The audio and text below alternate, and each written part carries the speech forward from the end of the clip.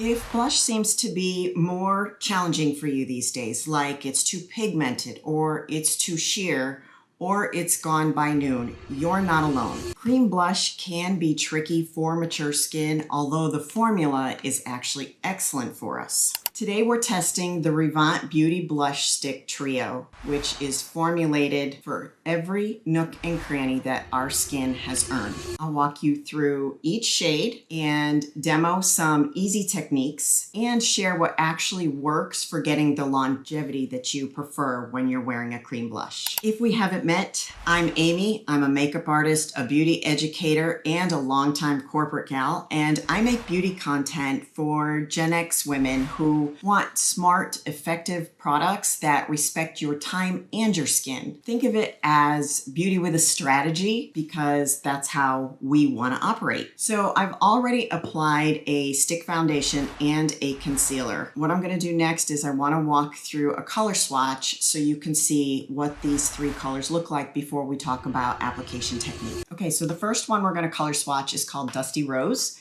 They've got the name at the top along with a little tiny color swatch, and this is about 4.8 grams of product. So let me twist this up so you can actually see how much product you're getting overall.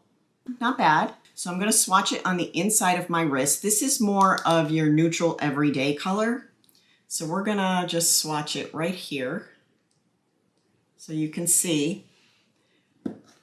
And this is a buildable product. So this is giving some nice color payoff without being heavily pigmented, but it's also, if you can see, pretty sheer. So you could build this up or you could just leave this as a natural flush. The next one we're gonna look at is called Magenta Pink. So this is gonna be your more vibrant color. It's kind of like a fuchsia color, if you can see that, hopefully. And this is gonna give you that fresh little pop of color. If you're looking for, say for example, you just want to put on, do your skin prep, put on maybe a skin tint and just do a little fresh pop of color, you can go with something like this. And then the last one is a little bit deeper. It's called Deep Merlot. And where I would see me being fair-skinned using this would be more of like a nighttime shade, or maybe a shade that I could maybe use as a bronzer since it's sheer. But let's color swatch it so you can see what it looks like. It's not a scary color. I mean, you could definitely work with this. And if you happen to have more of an olive skin tone or a tan skin tone, this one might work better for you. Here's the kicker with these. You can also use these as a lip color. So I'm just gonna put a little bit on my finger here of the Magenta Pink. And you could apply this as a lip color. Now, I don't have anything on my lips right now. They are a wee bit dry.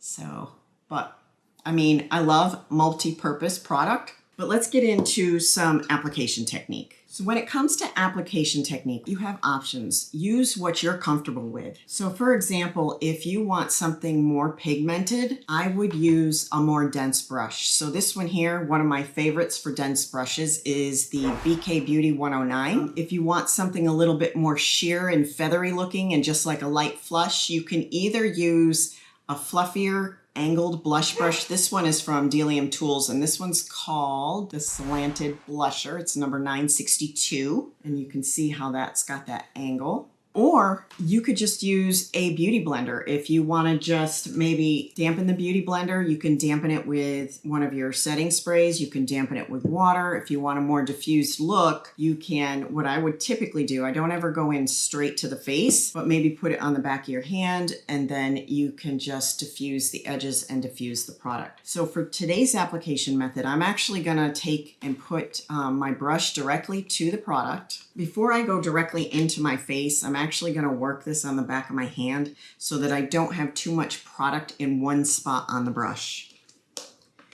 And I'm just going to go in. I'm not going to go too far in because I want a more lifted look.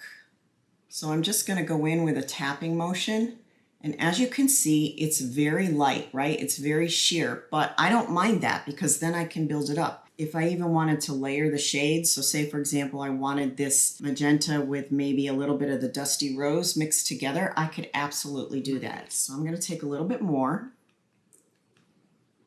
And we're gonna continue to do this side.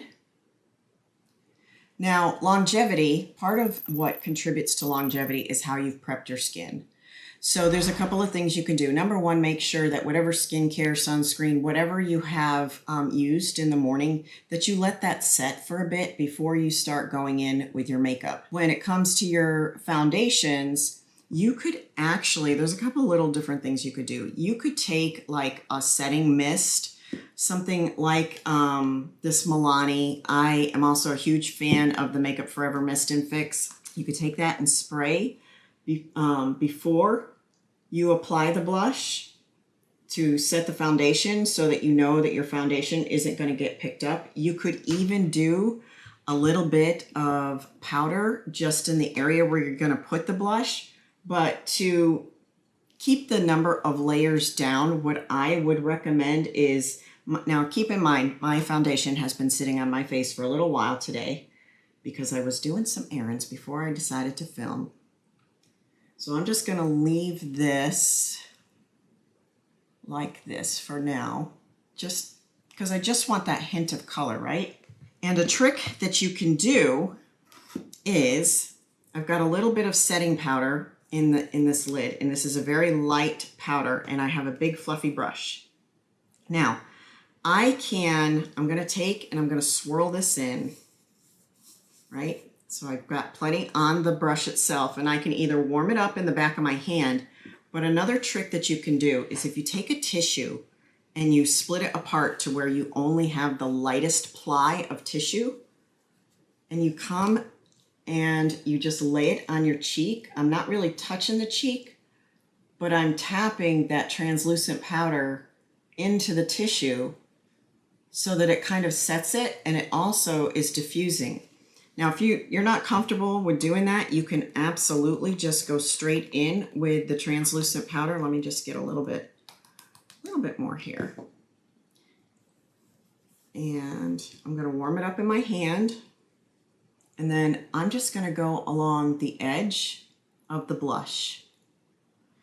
And then because I live in a very hot, humid climate, what I would typically do is set this with a setting spray, like the one I have behind me, which is the Melanie Mills Hollywood setting spray. One of my favorites, been using it for years. But this is going to hopefully last for, so now using those techniques, this blush look should last pretty much all day. So what I'm gonna do is I'm gonna wear this for several hours. I'm gonna come back in just a little bit when I've worn it for a while, and we're going to do a wear test to see if it's faded, if I need to touch it up, if I see any creasing like in through here, and we'll give it our final rating.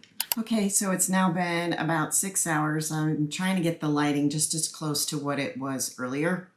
I've had dinner, went swimming, although I didn't get my face wet, and let the dog take us for a walk, so I'm a little sweaty.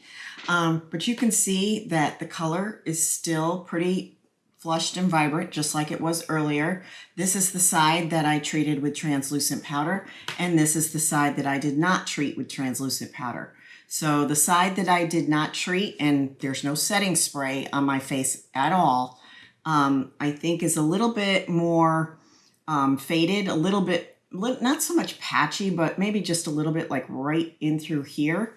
But this side here just maintained just like it did when I put it on earlier. So there's our wear test. If these tips and product review helped you feel a little bit more confident in tackling your blush challenges, I would love to know in the comments. I'd love to hear what y'all are using, what's working, or what's possibly still driving you nuts. And if you know another Gen X woman that is struggling with blush application, please feel free to share this with her because we're not gatekeeping any of the glow. If you'd like to try the Vervant blush sticks, I do have an affiliate code with a discount link down below in the description box. Give this a like, hit subscribe, and stick around for more beauty content tailored to the Gen X woman that respects your time, your skin, and your standards. And I will see you next time, queens.